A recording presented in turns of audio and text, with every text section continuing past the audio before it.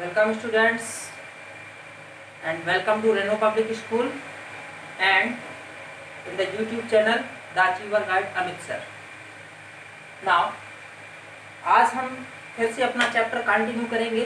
Class 10 का chapter 10 है light reflection and refraction, और इसमें हमने जो बेसिक इंट्रोडक्शन चैप्टर में पार्ट 1 है जो इसका, उसमें एक चर्चा करी थी light, properties of light, what is light and its properties, and then हमने स्टडी करी थी रिफ्रैक्शन ऑफ लाइट की जो बेसिक डेफिनेशन थी वो, और laws of reflection with schematic diagram. इसके बाद आज हमको रिफ्लेक्शन में ही कंटिन्यू करना है। अभी हमको रिफ्लेक्शन की स्टडी नहीं करनी है, क्योंकि आफ्टर दिस हमको अभी मिरर्स पढ़ने हैं। रिफ्लेक्शन थ्रू मिरर्स कैसे होता है, मिरर का यूज कैसे होता है रिफ्लेक्शन में, कैसे मिरर्स में इमेज फॉर्मेशन होता है, ये सारी बातें हमको पहले स्टडी कर लेनी है।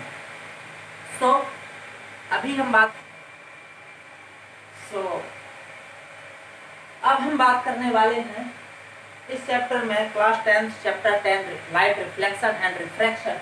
इसमें बात करेंगे रिफ्लेक्शन की, और रिफ्लेक्शन में जो अब हमको पढ़ना है वो पढ़ना है स्फेरिकल मिरर्स।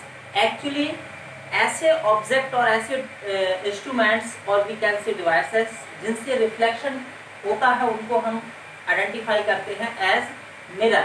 तो मिरर्स के बारे में हमको थोड़ी सी स्टडी करना है। तो अब रिफ्लेक्शन पोर्शन में ही हम बात करेंगे मिरर्स की। एक्चुअली में मिरर होता क्या है? मिरर क्या है? एक ऐसा इंस्ट्रूमेंट है, एक्चुअली कोई भी जो रिफ्लेक्टिंग सरफेस होगी वो मिरर जैसा बिहेव करेगी। तो हम ये भी कह सकते हैं कि मिरर इट इज एन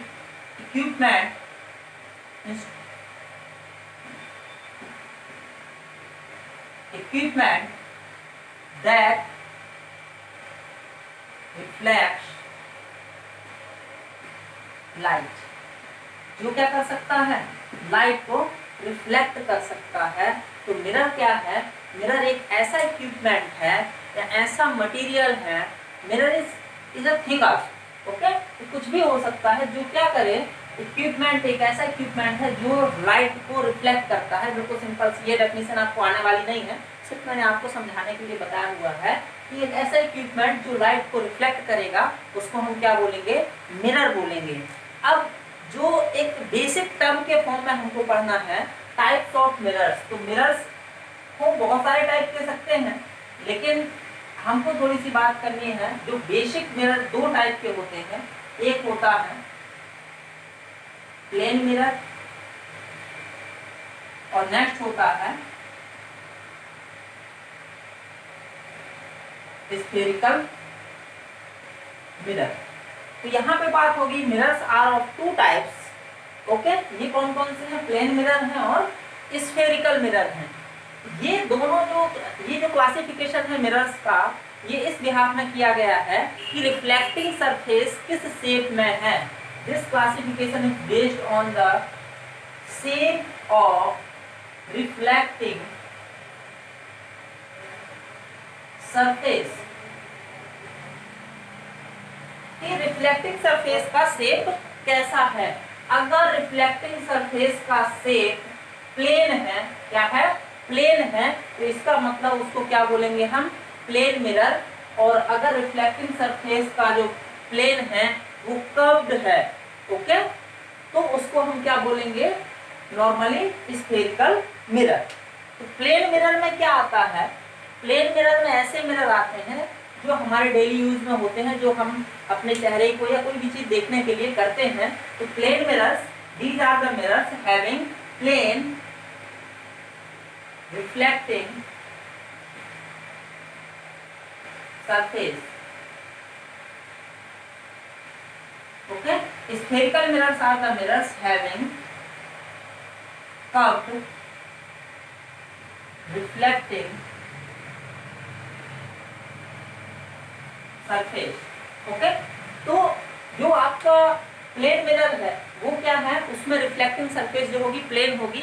जो हमारे घरों में जनरली हम शीशा जिनको बोलते हैं, ड्रेसिंग में लगे रहते हैं, हमारे वॉशरूम्स में लगे रहते हैं, तो इन सबको हम जो है प्लेन मिरर्स बोलते हैं। ओके, एक्चुअली कहना चाहिए तो मिरर एक ऐसा थिंग है जिसके बिना हमारी दिन की शुरुआत नहीं होती। After brushing we always go to in front of mirror. Okay, हम लोगों की आदत होती है मिरर के सामने जाने की, तो कहीं ना कहीं मिरर से भी हमको ज़्यादा अच्छी तरह से परिचित भी होना चाहिए। बार्बर शॉप में भी जाते हैं, वहाँ भी मिरर लगे होते हैं। लेकिन जितने भी मैं अभी जितने भी शॉप्स की बात कर रहा हूँ, अपने घरों में बात कर रहा हूँ, ज़्यादातर मैक्सिमम टाइम हमको क्या मिलता है, प्लेन मिरर मिलता है। और स्फेरिकल मिरर हमको डिफरेंट वर्क्स में डिफरेंट मीन्स स्पेशली इनका यूज होता है स्फेरिकल मिरर्स का, तो वो भी हम आगे चल के पढ़ने वाले हैं इनका यूज।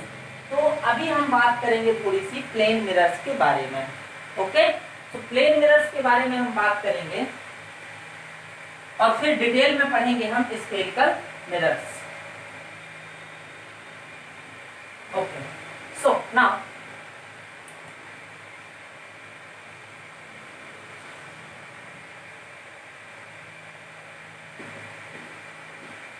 प्लेन मिरर्स क्या होते हैं? प्लेन मिरर्स आपको पता है कि कोई भी सरफेस जो फ्लैट हो, क्या हो, फ्लैट हो, जिसका प्लेन इवन फ्लैट हो, और उसका कोई भी साइड, एक सिंगल साइड क्या कर दिया जाए, पॉलिश कर दिया जाए, जिससे उसका अपोजिट साइड जो है कैसा बिहेव करे, as a reflecting side.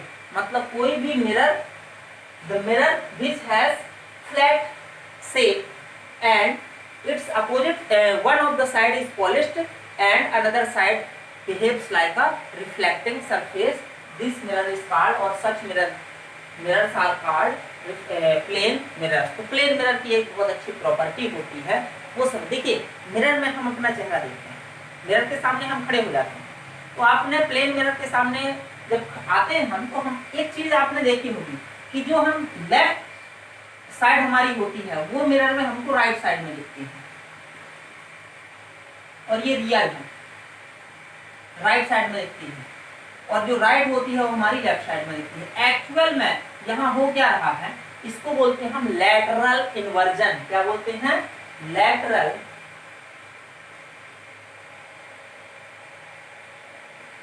Inversion. Plane mirror के सामने खड़े होकर जब हम अपना दायां हाथ हिलाते तो वहां हमको ऐसा फील होता है कि वो बायां हाथ मूव हो रहा है ना, ये मूव कराएंगे तो वो वाला, उस साइड वाला, अपोजिट साइड वाला हैंड जो है मूव होगा। तो इस फिनोमेना को प्लेन मिरर में बोलते हैं लैटरल इन्वर्जन। Okay okay. फिर सेकंड, आप कभी बात करेंगे तो जब भी इमेज मिरर में, कहा, मिरर में इमेज इनसाइड फॉर्म होगा। कहां फॉर्म होगा बेटा? इनसाइड, अंदर दिखेगा हमको।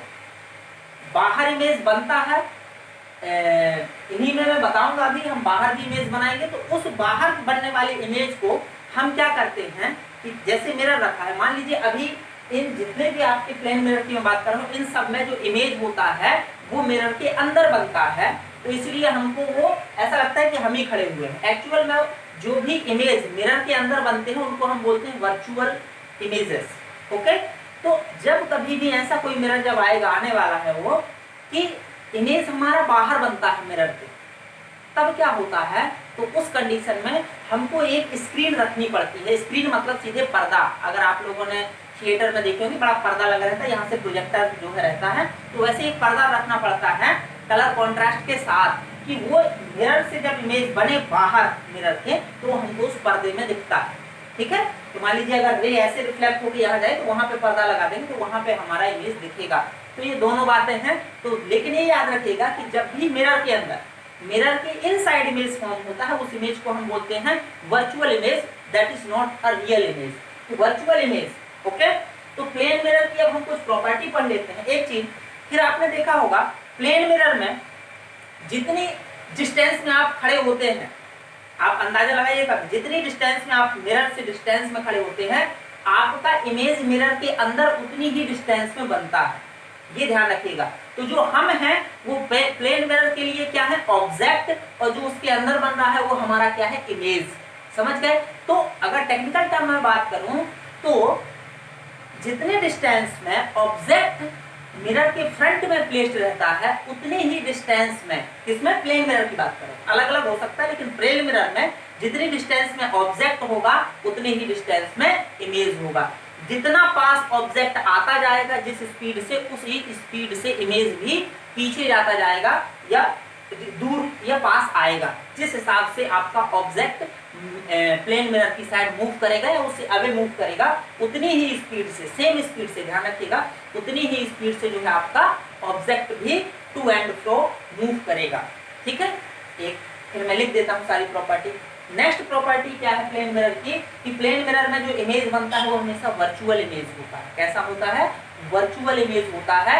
और आपने देखा होगा आप सीधे खड़े हैं तो इमेज भी सीधा ही बनता है, तो इरेक्टेड भी होता है, मतलब सीधा बनता है, वर्चुअल भी बनता है, इरेक्टेड भी बनता है। और कितनी डिस्टेंस में इमेज बनता है, जितनी डिस्टेंस में मिरर से ऑब्जेक्ट रखा होता है उतना ही बिहाइंड द मिरर इमेज हमारा फॉर्म होता है। नेक्स्ट, इसके बाद नेक्स्ट चीज क्या हो गई कि प्लेन मिरर में लैटरल इन्वर्जन हो जाता है। लैटरल इन्वर्जन का मतलब है आपका बॉडी का लेफ्ट पार्ट राइट में समझ में आएगा, राइट पार्ट लेफ्ट में समझ में आएगा। इस फिनोमेना को हम बोलते हैं lateral inversion.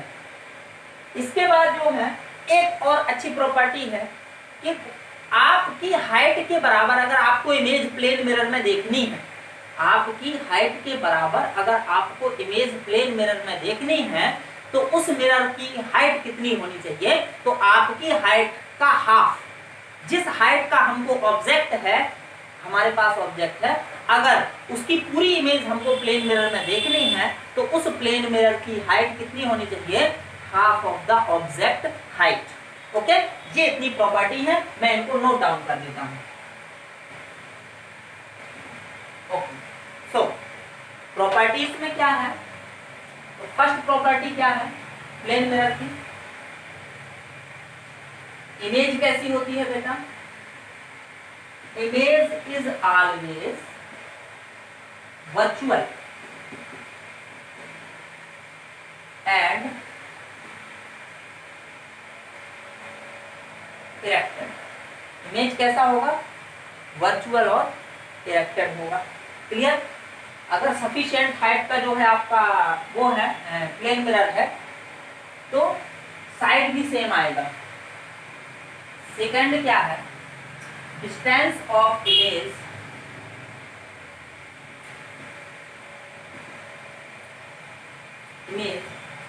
Is equal to the distance of object from mirror.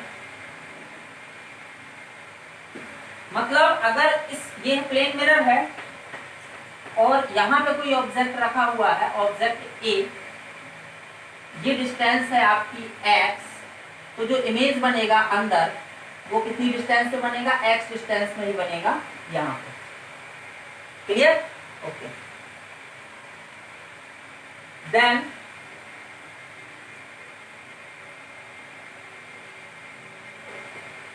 Third property क्या थी आपकी, to see the full image of an object of height h meter, the height of mirror should be h by 2। कितनी होनी चाहिए mirror की height, h by 2 होना चाहिए। ये आपके पास इतने जो फैक्ट है वो मैंने प्लेन मिरर के आपको बता दिए। ठीक है, और प्लेन मिरर का जनरल यूज हम लोग करते ही हैं, देखने ऑब्जेक्ट्स को देखने में करते हैं, अपनी इमेजेस को देखने में करते हैं, है ना। जितने भी आपके सैलून्स हैं, ब्यूटी पार्लर्स हैं, वॉशरूम जितने भी घरों में हैं, ठीक है, बड़े बड़े मॉल्स हैं, वहाँ पे सब जगह जो है प्लेन मिरर का वाइड स्प्रेड में यूज होता है। ठीक है, तो ये आपका प्लेन मिरर कंप्लीट हो गया। तो कोई प्रॉपर्टी छूट तो नहीं गई, छूटी होगी तो मैं बता दूंगा आपको, है ना। तो इमेज याद रखिएगा, यहाँ ऑलवेज हमेशा वर्चुअल होता है और कभी भी मिरर के कंसर्न में अगर बात करी जाए, अगर इमेज मिरर के अंदर बनता है तो वर्चुअल है, और वर्चुअल इमेज हमेशा सीधा बनता है, ये भी ध्यान रखिएगा। तो अगर आप एक चीज पकड़ लेंगे कि image is virtual, then you can definitely write image is erected, ठीक है। और जो रियल इमेज होगा वो ध्यान रखिएगा हमेशा क्या क्या बनेगा, इन्वर्टेड बनेगा, उल्टा बनेगा। रियल इमेज हमेशा उल्टा बनता है, ओके, इसके मिरर के कंसर्न में, और एक्चुअल में लेंस के भी कंसर्न में, लेकिन लेंस में उल्टा हो जाता है, तो जब आएगा तब मैं बता दूंगा, इसमें कंफ्यूज नहीं होना हमको, okay.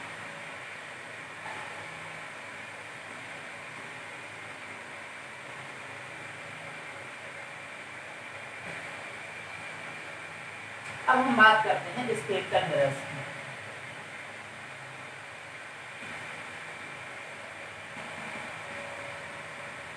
Spherical mirrors. The mirrors having curved reflecting surfaces are called spherical mirrors. Spherical mirrors क्या होंगे?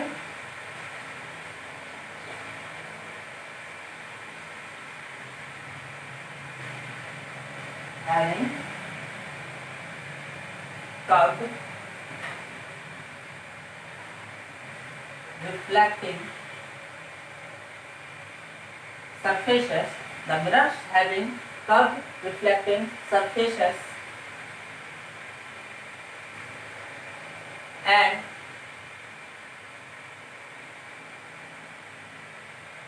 considered to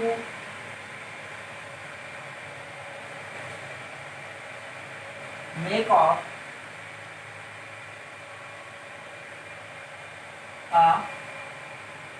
and considered to be a part of an sphere, इनको हम बोलते हैं स्फेरिकल मिरर। सॉरी, इसको ये लिख लीजिएगा, इसकी डेफिनेशन नोट्स भी बनाते जाइएगा। Spherical mirrors are those mirrors which has, कर सकते हो आप, ऐसा कुछ नहीं है, those mirrors which have curved reflecting surfaces, which has curved reflecting surfaces and considered to be a part of an sphere, part of a sphere, okay? तो sphere का वो पार्ट है। अब कैसे पार्ट होता है ये समझिएगा। मैंने मान लिया कि ये मेरे पास एक सॉलिड स्फीयर है, सॉलिड स्फीयर है जिसकी रेडियस कितनी है, r, ओके। तो सॉलिड स्फीयर के अगर मैं टुकड़े कर दूं, ये टुकड़े कर दिए मैंने, ये मेरे पास सॉलिड स्फीयर आ गया, ये, ठीक है। अब मेरे पास इस स्फीयर से, after cutting down that sphere, I have two parts, मेरे पास दो पार्ट हैं। तो देखिए कहीं ना कहीं ये दोनों पार्ट हैं, these are part of a sphere, ये दोनों क्या हैं, इस स्फीयर के तो पार्ट ही हैं। इसका मतलब ये जो कर्व हमको दिख रहा है, कर्व हमको दिख रहा है, इसकी रेडियस मैं बता सकता हूँ, सर इसकी रेडियस r है, वही इसकी रेडियस, इन कर्व फेसेस की रेडियस वही होगी जो इस स्फीयर की है। क्यों? क्योंकि ये पार्ट है उस स्फीयर के, तो वही होगा, ठीक है, एक चीज हो गई। अब क्या है, इन स्फेरिकल फेसेस, स्फीयर के जो पार्ट हैं, इन पार्ट में दो तरीके हैं, तो हमको दो टाइप के स्फेरिकल मिरर वहां मिल जाएंगे। कौन कौन से हैं? एक की अगर मैं इनर फेस में पॉलिश कर दूं, समझिएगा ना, इसका सेंटर कहाँ होगा, इस साइड, इन दोनों कर्व का सेंटर कहाँ, इस साइड है, और दूसरे की आउटर फेस में पॉलिश कर दूं। तो देखिए जब मैंने इस पार्ट, ऐसा नाम दे देते part A and this is part B, ठीक है। इन दोनों के लिए रेडियस, सेंटर तो वही है, इनको मैंने थोड़ा दूर कर लिया है, तो डिस्टेंस r है, और ये है सेंटर उस स्फीयर का जिससे इनको कट किया गया है, ठीक है। अब देखिए जो पार्ट ए है, इसकी इनर फेस, कौन सी इनर फेस पॉलिश्ड कर दी गई है, मतलब वो इनर फेस किस साइड है, सेंटर की तरफ है, इसकी तरफ है, सेंटर की तरफ है, इनर फेस पॉलिश कर दी गई है। तो जो इसकी रिफ्लेक्टिंग फेस है वो क्या है, अपोजिट टू द सेंटर और अवे फ्रॉम द सेंटर, ठीक है। तो जो रिफ्लेक्टिंग सरफेस सेंटर से दूर है और आउटर सरफेस जो रिफ्लेक्टिंग सरफेस है, तो ये क्या बनाएगा, कॉन्वेक्स मिरर, क्या बनाएगा, कॉन्वेक्स मिरर, ठीक है। अब देखिए यहाँ पे दूसरा पार्ट है, यहाँ पे क्या है कि हमने सेंटर की साइड वाली जो सेंटर की तरफ जो है आपका जो रिफ्लेक्टिंग सरफेस थी जो कर्व्ड थी, क्या थी, कर्व थी, उसको पॉलिश कर दिया है। उसका आउटर फेस जो है ये क्या करेगा, मैं इसको ऐसा बना देता तो आप थोड़ा कंप्रीहेंड अच्छा कर पाते, बट इसके बाद ही बता देता हूँ मैं। तो ये आउटर फेस क्या होगी, रिफ्लेक्टिंग होगी, जैसे इसमें था, sorry sorry sorry sorry sorry sorry गलती होगी। ये पॉलिश मैंने एक में इनसाइड करना था, एक में आउटसाइड, मैंने दोनों में एक ही तरफ कर दिया। ये तो देखिए इसका जो पॉलिश सरफेस है वो कहाँ है, सेंटर के आउटवर्ड, और जो रिफ्लेक्टिंग सरफेस है ये अंदर वाला, ये कहाँ है, टुवर्ड्स द सेंटर। तो इसका मतलब कि ये क्या है, ये आपका बन गया कॉनकेव मिरर। क्या बन गया, कॉनकेव मिरर। तो मैं आपको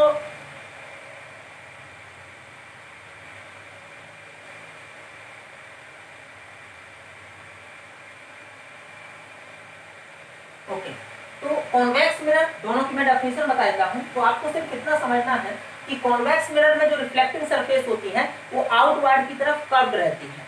क्या रहती है, आउटवर्ड की तरफ कर्व्ड रहती है, और कॉन्वेक्स मिरर में जो सरफेस होती है वो इनवर्ड की तरफ कर्व्ड रहती है।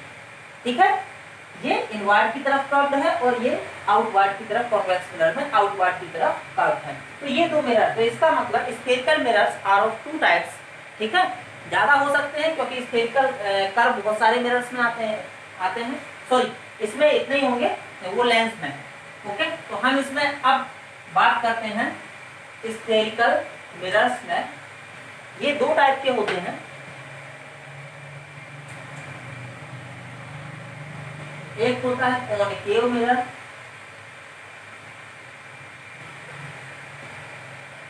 और दूसरा होता है कॉन्वेक्स मिरर।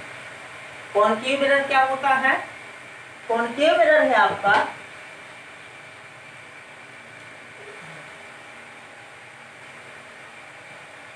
रिफ्लेक्टिंग सरफेस, मैं आपकी बुक से डेफिनेशन लिख देता हूं, उस रिफ्लेक्टिंग सरफेस। देखिए आप पहले डायग्राम बनाना सीखिए, कॉनकेव बनाना है ना, ये है कॉनकेव। ठीक है, ये पॉलिश्ड साइड ये है और ये वाली साइड जो है आपकी क्या है, रिफ्लेक्टिंग है। तो whose reflecting surface is curved inward. इस तरफ, अब इनवर्ड किससे लेना है, सेंटर की तरफ से। ठीक है, जिसकी पॉलिश सरफेस क्या हो, curved inwards and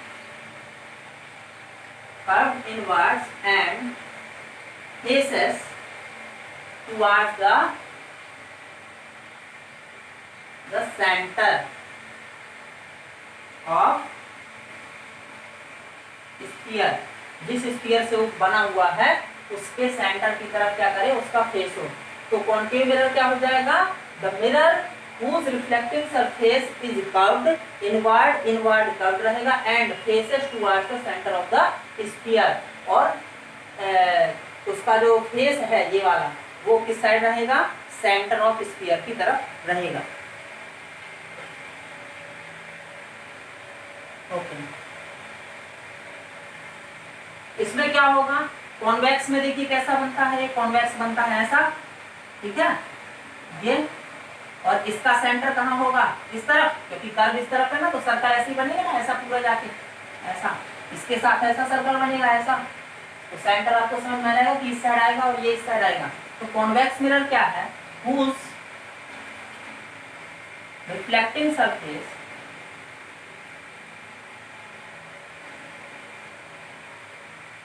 is curved outwards। कहाँ, आउटवर्ड, बाहर की तरफ को कर्व हो, ऐसे curve outwards, and faces opposite to the center of sphere। देखिए मैंने दोनों डेफिनेशन बिल्कुल एक ही टाइप की टर्मिनोलॉजी में लिखी है। उसका रीजन ये होता है कि आपको डेफिनेशन इजली मेमोराइज हो जाती हैं। ओके, सो कॉनकेव लेंस मिरर क्या है बेटा, the mirror whose reflecting surface is curved inwards and faces towards the center of the sphere। Convex mirror क्या है, whose reflecting surface surface is curved outwards and faces opposite to the centre of sphere, centre of sphere के अपोजिट की तरफ, बाहर की side. Okay,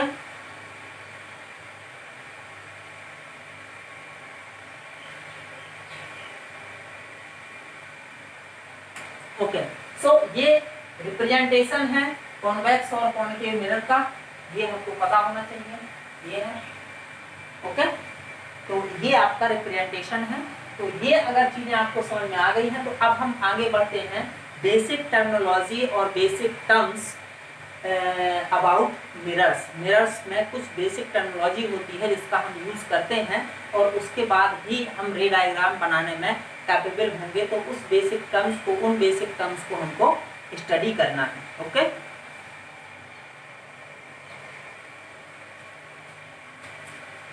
okay students, तो अब हम basic terms of spherical mirrors पढ़ेंगे। इसमें जो बेसिक टर्म है बहुत सारे हैं अभी, लेकिन अभी इंक्लूड करें हम 3, फिर इसके ये 3 पढ़ने के बाद अभी जस्ट पढ़ेंगे बाकी सारे। तो basic terms of spherical mirrors, इसमें सबसे पहला टर्म क्या आता है? Centre of curvature. Centre of curvature इसको इंडिकेट करते हैं कैपिटल सी से। Okay, that is indicated by capital C. और सेंटर ऑफ कर्वेचर एक्चुअली में होता क्या है? देखिए, जिस स्फीयर का जो हमारा स्फेरिकल मिरर जो है एक पार्ट होता है, उस स्फीयर का कहीं ना कहीं तो सेंटर होगा और उसी सेंटर को हम क्या इंडिकेट करते हैं? मान लीजिए इस स्फीयर का सेंटर ये है और ये जो वाला पार्ट है ये ए बी पार्ट मैंने ले लिया है और इसका इस वाली साइड में पॉलिश कर दिया है, ऐसा पॉलिश कर दिया है। तो मुझे क्या मिल गया है? ये मिल गया है मुझे कॉनकेव मिरर। तो कॉनकेव मिरर में कहीं ना कहीं जब ये पूरा स्फीयर बनेगा तो उसका सेंटर कहीं ना कहीं होगा। तो हम ये कह सकते हैं the centre of curvature of a spherical mirror is the centre of the sphere from which the spherical mirror is formed. Center of curvature of a spherical mirror is the center of sphere from which the spherical mirror is formed. मतलब कि spherical mirror का जो centre होगा, जिससे उस sphere का centre जिससे spherical mirror बना हुआ है, उसे हम क्या बोलते हैं? Centre of curvature. It is denoted by capital C. And for concave mirror, जो कर्व्ड सरफेस होगा स्फीयर कॉनकेव मिरर में इस तरफ कंप्लीट होगा, इसका मतलब इसका सेंटर कहाँ होगा? इस तरफ। और कॉन्वेक्स मिरर में स्फीयर इस तरफ कंप्लीट होगा ये पूरा, तो इसका मतलब इसका सेंटर कहाँ होगा? इस तरफ, अपोजिट साइड। ओके, तो इसका मतलब आपको एक बात समझ में आ गई कि सेंटर ऑफ कर्वेचर क्या है? The centre of the sphere whose from which spherical mirror is formed, it is called center of curvature. It lies outside the mirror. ये मिरर आपका सिर्फ इतना है जितना आपका बना हुआ है, तो इसका मतलब इस मिरर में कहीं भी लाई नहीं करता है। ये कहाँ करता है? आउटसाइड। ओके, तो मिरर के बाहर ही लाई करेगा, इस तरफ भी आउटसाइड ही कहलाएगा मिरर के कंसर्न में। ठीक है, तो आउटसाइड द मिरर लाई करेगा। ओके, अब आता है रेडियस ऑफ कर्वेचर। तो रेडियस ऑफ कर्वेचर कुछ नहीं होता है। देखिए, जिस स्फीयर का ये पार्ट रहा होगा, ऑब्वियस की बात है उस स्फीयर की कुछ ना कुछ रेडियस भी रही होगी, बिल्कुल रही होगी। तो बस अगर मैं इस पार्ट को लेके एक स्फीयर कंप्लीट कर दूं तो मैं ये कहूंगा या अभी भी कह सकता हूं कि कहीं ना कहीं ये भले एक पार्ट है कॉनकेव मिरर या कॉन्वेक्स मिरर, मतलब स्फेरिकल मिरर भले ही एक स्फीयर का पार्ट है, लेकिन उसकी रेडियस हमको पता है। क्यों? क्योंकि जिस स्फीयर का पार्ट है उस स्फीयर जब उसको हम कंप्लीट करेंगे या इमेजिन करेंगे कि वो कंप्लीट है, तो डेफिनेट है कि जिस स्फीयर का ये पार्ट होगा स्फेरिकल मिरर, उसकी भी रेडियस वही होगी। इसका मतलब the radius of the curvature of a spherical mirror is the radius of that sphere from which spherical mirror is formed. मतलब उस स्फीयर की रेडियस जिससे स्फेरिकल मिरर बना हुआ है, रेडियस ऑफ कर्वेचर कहलाती है। Very clear? इसका मतलब देखिए कि इस स्फेरिकल मिरर के सेंटर से और सेंटर ऑफ कर्वेचर तक की डिस्टेंस क्या कहलाएगी? रेडियस ऑफ कर्वेचर के बराबर होगी ना, तो ये मैंने इंडिकेट कर दिया है। Okay, it is denoted by capital R. इस रेडियस ऑफ कर्वेचर को कैपिटल आर से डिनोट करते हैं। ठीक है, तो देखिए रेडियस ऑफ कर्वेचर अलग अलग दोनों के लिए हो गई। ठीक है, वो आपको ध्यान नहीं देना है, सिर्फ रेडियस ऑफ कर्वेचर है। अब आता है पोल। पोल क्या होता है, तो किसी भी स्फीयर के स्फेरिकल मिरर के कहीं ना कहीं एक ऐसा मिड पॉइंट होगा जहां स्फेरिकल मिरर को हम क्या कर सके, फोल्ड कर सके, मतलब उसको उस पॉइंट के थ्रू टू इक्वल पार्ट्स में डिवाइड कर सके। मैं कह सकता हूं part of spherical mirror AP is equal to part of spherical mirror BP। तो इसका सीधा सीधा मतलब ये कहलाया the pole it is the point on the mirror because this lies on the mirror, P lies on the mirror, ये mirror में ही होता है point. So pole this is the point on the mirror that symmetrically divides the spherical mirror into two equal parts। Symmetrically two equal parts में divide करता है जो point और मिरर में ही लाई करता है, उसको हम क्या बोलते हैं, पोल बोलते हैं। That is denoted bye P। So that is the pole of the concave mirror and that is the pole denoted by P is the convex mirror। Very clear? Okay। So अब हम कुछ, ये तो बहुत ही ज्यादा बेसिक टर्म्स थे part से रिलेटेड। अब हम बात करेंगे थोड़ा सा और बेसिक टर्म्स की।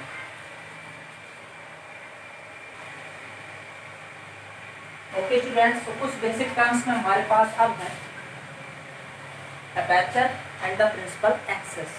सो अपर्चर क्या होता है, ये समझने के लिए आपको देखना है aperture that is the diameter of the reflecting surface of spherical mirror. जो भी स्फेरिकल मिरर हम यूज कर रहे हैं उसकी रिफ्लेक्टिंग सरफेस का डायमीटर वो क्या कहलाएगा, अपर्चर कहलाएगा। तो AB that is the aperture. ये कैसे होता है, देखिए जिस स्फीयर का हमारा जो रिफ्लेक्टिंग सरफेस है वो पार्ट है, ओके, ये इसके हमने दो टुकड़ी करें, उस स्फीयर से एक टुकड़ा निकाल लिया, ओके, इसको हमने क्या कर दिया, एक सरफेस रिफ्लेक्टिंग बना दी, एक सरफेस पॉलिश्ड बना दी। तो कहीं ना कहीं ये जो हाफ पार्ट है या ये जो पार्ट बना है ये क्या होगा, उस स्फीयर का एक टोटल डायमीटर शो कर रहा होगा। क्या शो कर रहा होगा, total diameter. So that is the aperture. ये क्या है, अपर्चर। तो अपर्चर क्या है, the diameter of the reflecting surface of spherical mirror is called aperture. हम इसको ऐसा क्यों डिजाइन करते हैं, क्योंकि बेटा हम ऐसे स्फेरिकल मिरर्स का यूज करते हैं जिनका अपर्चर बहुत कम होता है, मतलब ये जो डायमीटर है ये बहुत कम होता है, इससे हमको प्रॉपर रिजल्ट्स मिलते हैं। ओके, तो अपर्चर क्या है, aperture it is the diameter of the reflecting surface of the spherical mirror. और ये आपको मैंने बता दिया। तो यहाँ पे अपर्चर क्या होगा, AB, और यहाँ पे कॉन्वेक्स मिरर का क्या होगा, यहाँ भी दोनों में मैंने सेम लिख दिया है, AB एंड AB। इसका ज़्यादा सिग्निफिकेंस नहीं है, सिर्फ सिग्निफिकेंस इतना है कि हम जो यूज करते हैं कॉन्वेक्स मिरर, कॉनकेव मिरर, कोई भी मिरर यूज करते हैं उनका अपर्चर बहुत कम होता है compare to the radius of curvature. Aperture of spherical mirrors is very low और very short compare to the radius of curvature, मतलब इसके डायमीटर जो एक्चुअली में रेडियस ऑफ कर्वेचर है उसके कंपेरिजन में अपर्चर जो है हमारा बहुत कम होता है। ठीक है, इसके बाद आता है प्रिंसिपल एक्सिस। तो प्रिंसिपल एक्सिस देखिए, that is the imaginary line. Principal axis imaginary line है passing through the pole and the centre of curvature. Pole और सेंटर ऑफ कर्वेचर के बीच से दोनों को मिलाती हुई जो इमेजिनरी लाइन आपकी पास होती है उसको हम क्या बोलते हैं, principal axis. And the principal axis is always normal to the mirror at its pole. मतलब ये जो होगा प्रिंसिपल एक्सिस जो जा रही है पोल में हमेशा नॉर्मल रहता है। तो आपको भी पता है, यहाँ टेंजेंट ड्रॉ कर दीजिए, ये आखिरकार है तो स्फेरिकल। तो स्फीयर अगर सेंटर से स्फीयर में जो आपका रेडियस का पार्ट होगा वो वहाँ क्या होता है, हमेशा परपेंडिकुलर ही तो रहता है ना। इसका मतलब principal axis that is the imaginary line passing to the pole and the centre of curvature and it is always normal to the mirror at its pole. ये आपका प्रिंसिपल एक्सिस हो गया। तो जो ये इमेजिनरी लाइन मैंने खींच रखी है सेंटर और पोल को मीट करती हुई, इसको हम क्या बोलते हैं, इसको बोलते हैं principal axis. Okay, most important. Okay, अब हम जो है आगे बात करेंगे, कुछ रे डायग्राम से रिलेटेड टर्म्स भी हैं तो उनकी बात करते हैं। एक या दो टर्म्स और बचे हुए हैं। ओके ओके स्टूडेंट्स, जो लास्ट टर्म हमारे पास बचा हुआ है वो है प्रिंसिपल फोकस। ओके स्टूडेंट्स, जो हमारे पास अब टर्म्स बचे हैं ये है प्रिंसिपल फोकस। तो थोड़ा सा इसकी जो प्रिंसिपल फोकस की डेफिनेशन अगर हम स्फेरिकल मिरर के लिए कहेंगे तो एक जनरलाइज्ड डेफिनेशन बनानी पड़ेगी, और अगर हम कॉन्वेक्स मिरर के लिए कहेंगे और कॉन्केव मिरर के लिए कहेंगे तो उसके लिए हमको अलग डेफिनेशन बनानी पड़ेगी, है ना। तो हम दोनों को जो है देखते हैं। तो चलिए हम जब तक जनरलाइज्ड डेफिनेशन पढ़ते हैं, मतलब एक general definition principal focus of a spherical mirror पढ़ते हैं। ओके, तो principal focus of a spherical mirror क्या होता है?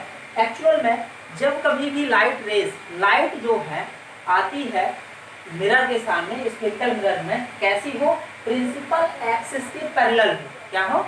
लाइट रेज जब कभी भी प्रिंसिपल एक्सिस के पैरेलल आती हैं तो क्या होता है? दो काम होते हैं, या तो वो रिफ्लेक्ट हो जाएंगी, एक्चुअली में स्फेरिकल मिरर है तो ऑब्वियस सी बात है दोनों ही रिफ्लेक्ट होंगी।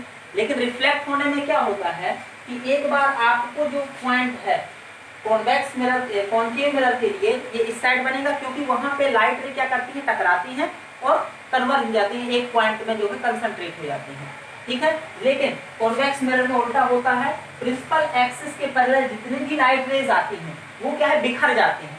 कॉन्केव मिरर में क्या होता है? प्रिंसिपल एक्सिस के जो है पैरेलल जितनी भी लाइटें आती हैं वो एक ही पॉइंट में इंटरसेक्ट कर देती हैं, कंसंट्रेट हो जाती हैं। कंसंट्रेट होना मतलब कन्वर्ज होना। क्या होना? कन्वर्ज होना, ठीक है। बट यहाँ क्या हो रहा है? प्रिंसिपल फोकस जो है कॉन्वेक्स मिरर में कि जो भी लाइट रेज पैरेलल आ रही हैं वो क्या होती हैं? इस स्फेरिकल शेप के कारण क्या होता है? कर्व शेप के कारण वो क्या बिखर जाती हैं। लेकिन उनका बिखरना एक पर्टिकुलर पैटर्न को फॉलो करता है। वो पैटर्न क्या है कि जब हम कॉन्वेक्स मिरर में के सामने कहीं खड़े होते तो भी हमको इमेज तो दिखता ही है, इसका मतलब इमेज तो कहीं ना कहीं बन रहा है। तो क्या होता है जब ये बिखरती हैं तो ये इस तरीके से बिखरती हैं, स्प्रेड होती हैं कि हमको ऐसा फील होता है कि जो इमेज है ये कहाँ बना हुआ है? अंदर बना हुआ है। मतलब इसको बोलते हैं डाइवर्जन, फैलना। ओके, तो कॉन्वेक्स मिरर के लिए क्या होगा? ये अगर कोई भी लाइट रेज प्रिंसिपल एक्सिस के पैरेलल आ रही हैं, कॉन्वेक्स मिरर की रिफ्लेक्टिंग सरफेस में इंसिडेंट होती हैं, तो वो जिस पॉइंट से डाइवर्ज होती हुई फील होंगी, डाइवर्ज होंगी, क्या होंगी? डाइवर्ज होंगी, वो कहलाएगा कॉन्वेक्स लेंस का प्रिंसिपल फोकस, और वो पॉइंट ये है। मैं ड्रॉ कैसे करके ये भी बताया था। फिर ये क्या है?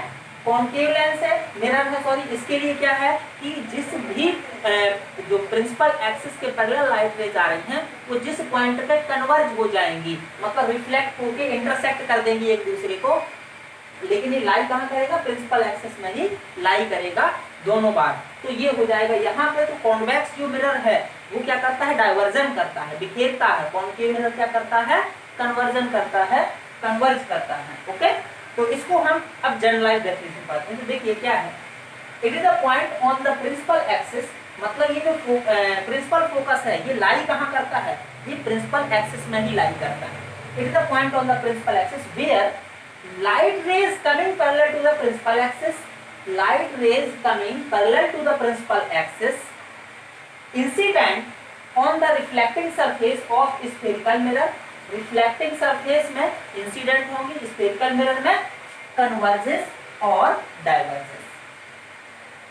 ओके, ये जो इंसिडेंट हो रही लाइट रे हैं जो प्रिंसिपल एक्सिस के पैरेलल हैं, रिफ्लेक्टिंग सरफेस में इंसिडेंट हो रही हैं स्फेरिकल मिरर के, तो वो जिस पॉइंट से उस पॉइंट में या तो कन्वर्ज होंगी या फिर डाइवर्ज होंगी। तो कन्वर्जिंग या फिर डाइवर्जिंग वाले पॉइंट को जो कहाँ लाई करता है? प्रिंसिपल एक्सिस में लाई करता है, उसको बोलते हैं हम प्रिंसिपल फोकस। अब प्रिंसिपल फोकस कैसे ये कन्वर्जन और डाइवर्जन होता है मैं यहाँ बता देता हूँ। देखिए, ये आपके दोनों मिरर रखे हुए हैं, लाइट रेज पैरेलल आएंगी, ये आ गए। तो इस शेप के अकॉर्डिंग आपको समझ में आ रहा है कि क्या होगा? रिफ्लेक्ट होके क्रॉस हो जाएंगी, प्रिंसिपल एक्सिस में कहीं काटेंगी। ये दोनों लाइट रेज ने यहाँ पे काट दी। जितनी भी प्रिंसिपल एक्सिस के पैरेलल लाइट रेज आएंगी कॉन्केव मिरर के लिए वो फोकस में कट, मतलब एक पॉइंट में कट करेंगी। कहाँ? प्रिंसिपल एक्सिस में। वो क्या कहलाएगा? प्रिंसिपल फोकस, चाहे आप जहां से भी ले आइए।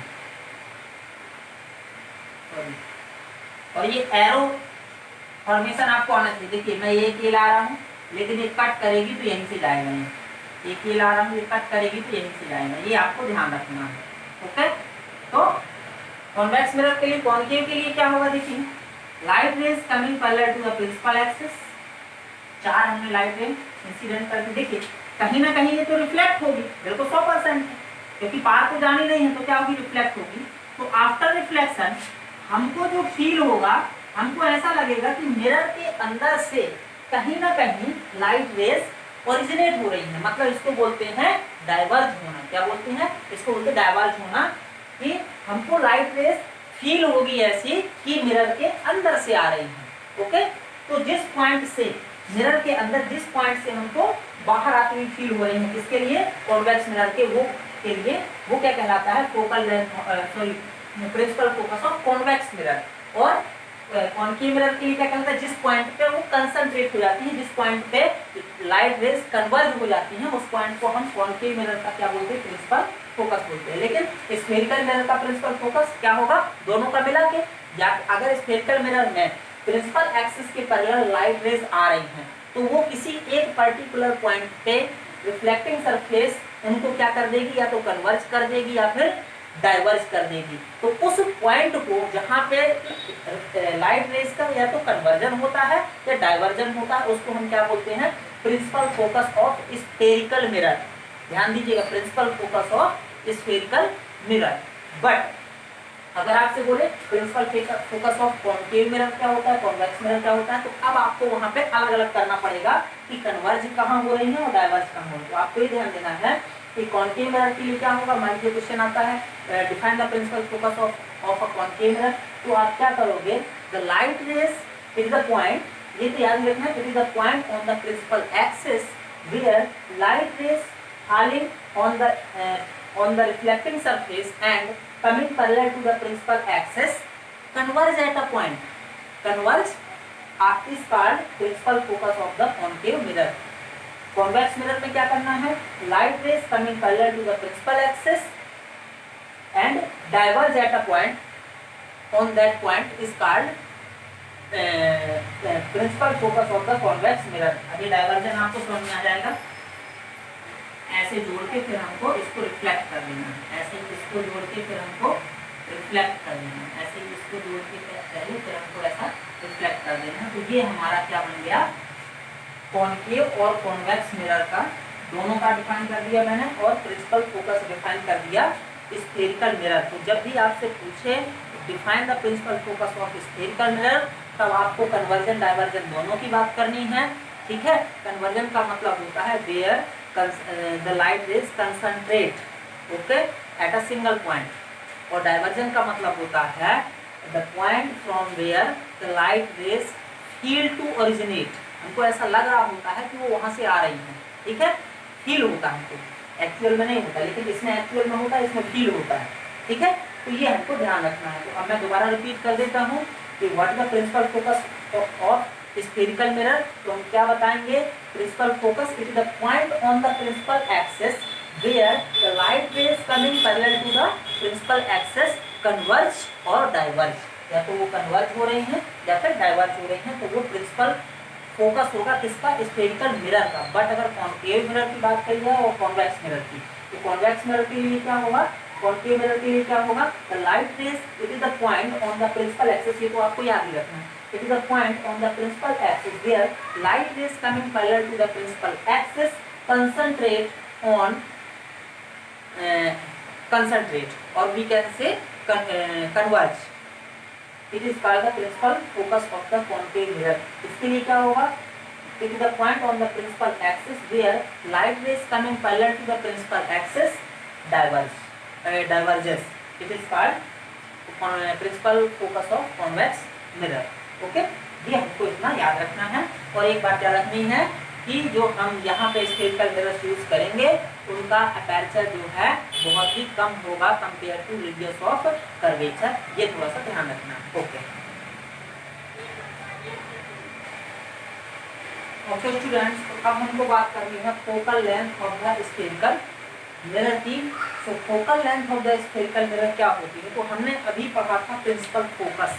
तो प्रिंसिपल फोकस के लिए हमारी कंडीशन क्या थी कि अगर लाइट रे प्रिंसिपल एक्सिस के पैरेलल आ रही है तो वो या तो किसी पॉइंट में कन्वर्ज हो जाएगी, मतलब सारी लाइट एक पॉइंट में इंटरसेक्ट कर देंगी, वो किसके लिए होता था, कॉन्केव मिरर के लिए, या फिर सारी लाइट रेज रिफ्लेक्ट होंगी और हमको ऐसी फील होगी कि वो किसी एक सिंगल पॉइंट से जो है आती हुई फील होंगी। वो किसके लिए था, कॉन्वेक्स मिरर के लिए। मतलब यहाँ पे बात हो रही थी कन्वर्जन की और यहाँ पे डाइवर्जन की। ओके, तो हमको उससे क्या मिला था, प्रिंसिपल फोकस मिला था। अब देखिए कंडीशन वही है, तो लाइट रे आई और एक पॉइंट में कन्वर्ज हो गई, ये दो लाइट रे आई, यहाँ पे भी कॉन्वेक्स मिरर पे लाइट रे आई और दो पॉइंट में एक पॉइंट में डाइवर्ज हो गई। तो ये हमको क्या मिल गया, प्रिंसिपल फोकस। क्या मिल गया, principal focus of the convex and concave mirror, और we can say principal focus of spherical mirror, ये हमको मिल गया। अब हमको बतानी है focal length of the spherical mirror. तो ये जस्ट कुछ नहीं है, length between the poles and the principal focus of spherical mirror is called focal length of that spherical mirror. So focal length of a spherical mirror क्या है, length of, length नहीं बोलेंगे हम, distance बोल देते इसको, distance of principal focus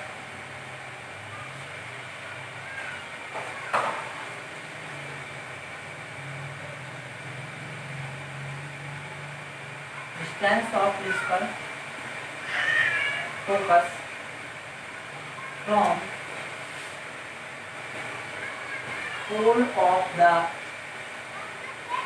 spherical mirror is called focal length of that spherical mirror. That means distance of the principal focus from pole of the spherical mirror, उसको हम क्या बोलेंगे, हम बोलेंगे इसको फोकल लेंथ। इसका मतलब ये डिस्टेंस क्या कहलाएगी, स्मॉल एफ। अब मैंने सी और पी के बीच में क्यों लिखा है फोकल लेंथ, उसका रीजन बता देता हूँ। And it is denoted by small F, इसको इंडिकेट करते हैं, डिनोट करते हैं स्मॉल एफ से। अब मैंने बार बार बात कही थी कि जो हम मिरर यूज करेंगे यहाँ पे उनका अपर्चर बहुत कम होगा। तो जब अपर्चर बहुत कम होगा तो for small aperture focal length is equals to r/2। ये फैक्ट है, ये क्या है आपको मेमोराइज रखना है, याद रखना है कि for small aperture the focal length is equals to r/2, मतलब रेडियस ऑफ कर्वेचर का आधा होता है। तो हम ये कह सकते हैं कि focal principal focus lies between centre of curvature and the pole, और we can say at the mid point of centre of curvature and the pole, उनके मिड पॉइंट में लाई करेगा। क्योंकि ये डिस्टेंस कितनी होती है टोटल r, तो ये डिस्टेंस कितनी है r/2, तो ये भी डिस्टेंस कितनी होगी r/2। तो दस we can say, so we can say the distance CP, CP कितनी होती है r के बराबर, C और P की डिस्टेंस कितनी होती है r के बराबर। So now we can say r की वैल्यू कितनी हो जाएगी 2f, है ना।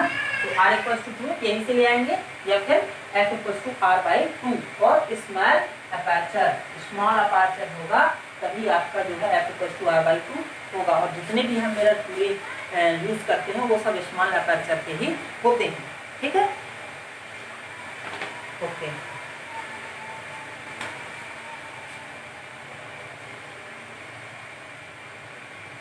तो स्टूडेंट्स देखिए, आज हमने बहुत जो जितने भी बेसिक पॉइंट्स थे मिरर से रिलेटेड वो सारे हमने पढ़ लिए हैं। हम उनको एक बार फिर से रिपीट कर रहे हैं। सबसे जो है पहला पॉइंट हमारे पास क्या था, सबसे पहला तो था स्फेरिकल मिरर। स्फेरिकल मिरर हमने डिफाइन कर दिया, जिनका सरफेस जो है कर्व्ड होता है, रिफ्लेक्टिव सरफेस कर्व्ड होता है, उसको हम बोलते हैं स्फेरिकल मिरर। इसके बाद क्या था आपका स्फेरिकल मिरर 2 टाइप्स के थे, एक था जो है आपका क्या बोलते हैं कॉन्केव मिरर और दूसरा था कॉन्वेक्स मिरर। और उसके बाद कंटिन्यू हमने एक पॉइंट पढ़ा हुआ था, जैसे पोल डेफिनेशन डिफाइन करना था, पोल को, अपर्चर को, प्रिंसिपल एक्सिस को, प्रिंसिपल फोकस को, है ना, फोकल लेंथ को, इन सारी बातों को हमने पूरी अच्छी तरीके से डेफिनेशन उनकी याद कर ली है। उनका नोटेशन कैसे करते हैं, डिनोट उनको कैसे करते हैं, ये हमने अभी तक पढ़ लिया है। अब हम जो है इस चैप्टर में कल से या नेक्स्ट वीडियो में नेक्स्ट वीडियो जब भी मेरा आएगा, नेक्स्ट 1-2 दिन में आ जाएगा, तो वैसे तुरंत ही हम उसमें स्टार्ट करेंगे रे डायग्राम, रे formation by the spherical mirrors. और वो रे डायग्राम आपसे बहुत अच्छे तरीके से बनने वाले हैं। आप सिर्फ the achiever guide Amit sir channel से जुड़े रहिए। और फिजिक्स के लिए मैं अलग से भी एक चैनल ला रहा हूँ जिसमें केवल 9 to लेके 12 तक सिर्फ फिजिक्स के वीडियोस जो है आपको अवेलेबल रहेंगे। अचीवर गाइड अमित सर में मिक्स्ड वीडियो रहेंगे, फिजिक्स भी रहेगा, कुछ न्यूज़ भी रहेगा, कुछ मोटिवेशनल रहेंगे, सब रहेंगे। लेकिन आपको फिजिक्स जो मेरा चैनल होगा उसमें सिर्फ फिजिक्स के लिए ही आपको टोटल स्टडी मटेरियल अवेलेबल होगा और उसमें नोट्स भी आपको मिल जाया करेंगे। Thank you.